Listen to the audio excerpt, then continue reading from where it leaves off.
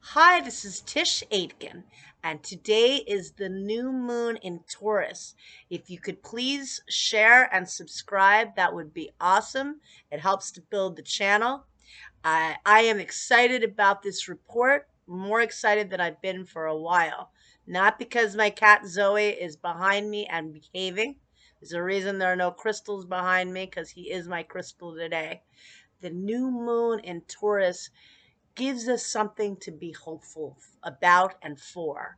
This has been a very tough time in the world, and it continues to be. I'm not going to say it isn't, but we've got Venus, the planet that rules the sign of Taurus, in its rulership in Taurus. We have Jupiter in Taurus conjunct the sun. We have the Jupiter Uranus conjunction that occurred on April 20th, and that they met up at 21 degrees and 50 minutes of Taurus. And that was a new 13-year cycle of expansion, abundance, creativity, breakthroughs. Often there are some breakdowns in the process, but it's about liberating yourself from something that's keeping you from being creative, from working on your self-esteem. Taurus is about value, about worth, self-worth, about your skills and talents, how you earn income, how you make a living, but also what you're valuing in your life and how you can be creative.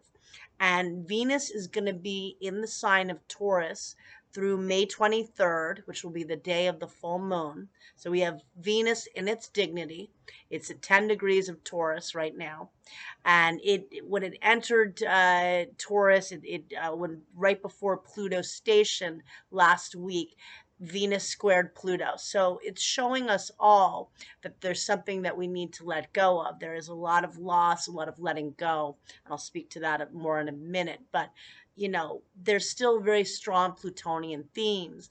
Think about the fact that this is the last time this year Pluto will retrograde back into Capricorn. That will happen in the fall. We're not totally done with the Capricorn story about letting go of old structures in our lives, old ways of doing things, old ways of doing business. We're in a whole new era with Pluto in Aquarius the next 19 years. It's going to be there through March of 2043.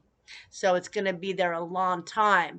But we do have Pluto returning to the sign of Capricorn to the very last degree, 29 degrees of Capricorn, from September 1st through November 19th. And then Pluto will re-enter Aquarius, where it'll be on and off for the next 19 years. So Venus did square Pluto right by the Pluto station, and there is a lot of emotional intensity. And these eclipses were really intense for a lot of people. I heard of a lot of shocking events and sudden news, unfortunately, sudden death in a lot of cases. And you have to bear in fact that was a huge eclipse in the sign of Aries that, among other things, does rule it can deal with the body. It is the first sign of the zodiac, and it was conjunct Chiron, the wounded healer. Chiron is wounds, it's deep embedded wounds, but also it can deal with health issues. So for a lot of us, health issues did surface during this time. And I mentioned, and a lot of other astrologers talked about the fact this did come up for you to pay attention. Anything that comes up during an eclipse, you want to heed. They bring things up for us to pay attention. So now, with that said, we've got the moon exalted in Taurus. We have Venus, the ruler of the sign of Taurus, in its dignity, where it'll transit through May 23rd. It loves being in Taurus. This is about nature. This is about getting grounded. This is about putting your feet in the grass on the earth. This is about uh, enjoying the sense of flowers or trees. Right now, I have sinus issues, so that's a little hard. But a lot of Tauruses do have sinus issues. But with that said, this is about enjoying beauty. I certainly can enjoy the flowers, and I have been fixing up my balcony, getting some new plants, and getting my feng shui situation set up as much as I can. And I like Dana Claudette's channel a lot because she has some great tips that are not all about rules, but about customizing to your own needs and creation. It's about being creative, which Taurus season is about.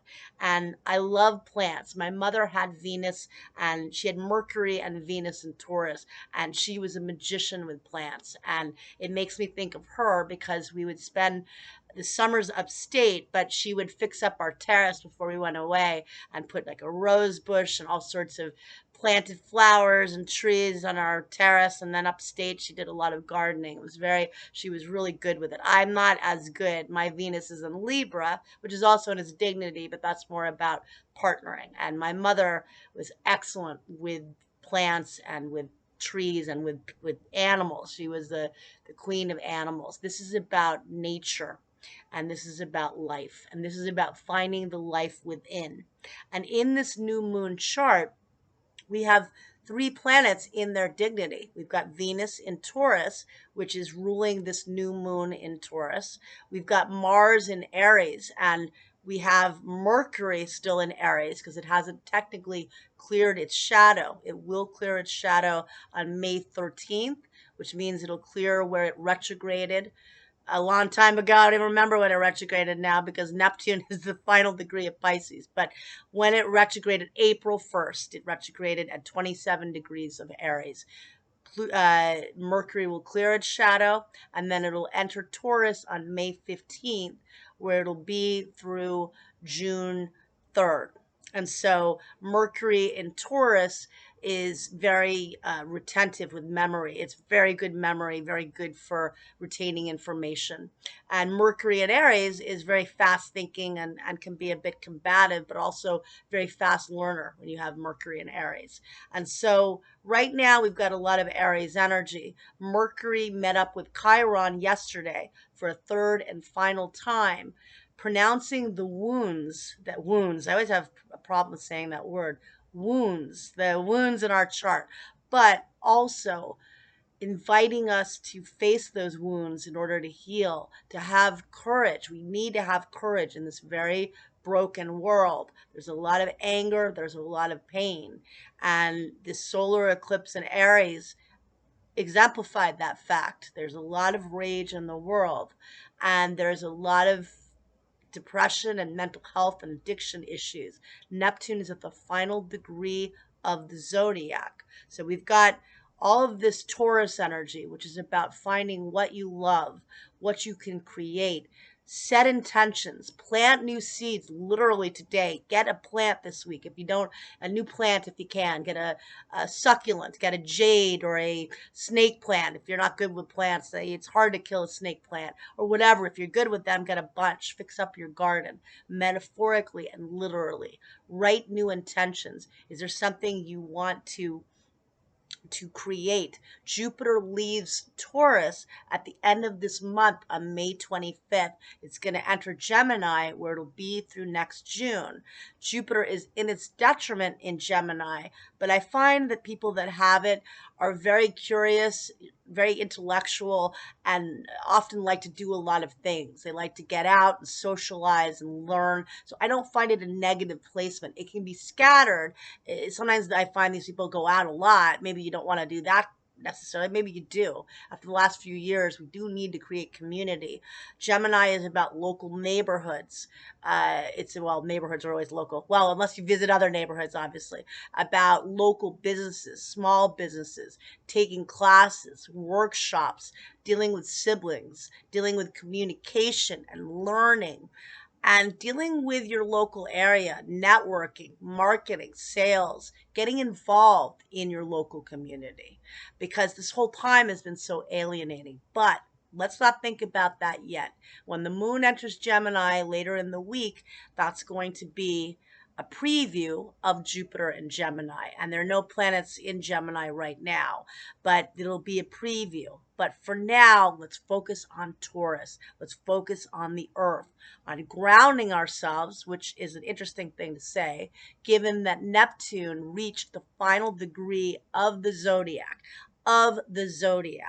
and of Pisces. Neptune is at 29 degrees of Pisces as of May 4th. May the 4th be with you. Well, may Neptune be with you is what you should be saying. It's going to be there through September 3rd, and then it's going to go back to it's still going to be at the last degrees of Pisces. The last degrees of Pisces, 28, 29 degrees of Pisces, is a degree known as Scheat, Scheat. It's a degree associated with self-undoing and suicide and drowning and being lost at sea. But it also is very strong in charts of artists and empaths and healers, because to really heal, you have to not be afraid of facing the pain. And so keep that in mind. This is a time where there are going to be a lot of con artists, a lot of scams in my field. There are going to be a lot of people promising a lot of things, probably charging a lot of money. There are going to be a lot of people coming from a very good place too, that are going to be giving. I saw a woman, her name is Star Ruby on Instagram, and I love the fact she was doing readings this past weekend, and I think she had a 3-card spread for, I think, 10 or something, and then she had a full spread for like $20, but it was reasonable. She wasn't trying to hike prices up. This is not a time to scam people when people are worried about their future, when they're uncertain, and when they are worried about their finances and their financial stability. Jupiter and Uranus haven't met up in Taurus since 1941. Now, that's a very expansive energy, because Jupiter is abundance and expansion, and Taurus is such a fertile sign. It rules the earth, and nothing is more abundant and boundless than nature. However, Jupiter expands that which it comes into contact with. I cannot speak. And Uranus is rebellion, chaos, insurgence. Jupiter is how we educate. It represents universities. We're having obviously a lot of the protests. It's expanding the chaos. It's also expanding the brilliance and ingenuity accessible to all of us. You are a deliberate creator, as am I. What do you want to create with this new moon? Set intentions, plant new seeds. With Neptune at the last degree of Pisces, this can connect you to dreams more easily than ever, but can also connect you to nightmares if you let that happen. It can connect you to fear if you let that happen. But this is where I'm now taking a manifesting course, taking it to another level. I'm doing it every night. Sometimes I'm staying up a little later. I write down 10 things for which I'm grateful, 10 different things every day, little things or big things. Got to write little things after a while, because you can't write the same thing every day, but it's making you mindful of the little things which mean something in life. And of course the big things, but it makes you aware of being grateful, and of the fact that you are a creator. The source is within you. This is a very innovative time. Pluto is newly in the sign of Aquarius, which is community, which is technology, which is invention, which is aviation, which is the future. Pluto is transformation. And I know it goes back into Capricorn, but that's saying goodbye to that story that we all began in 08, 09, when we had the financial crisis.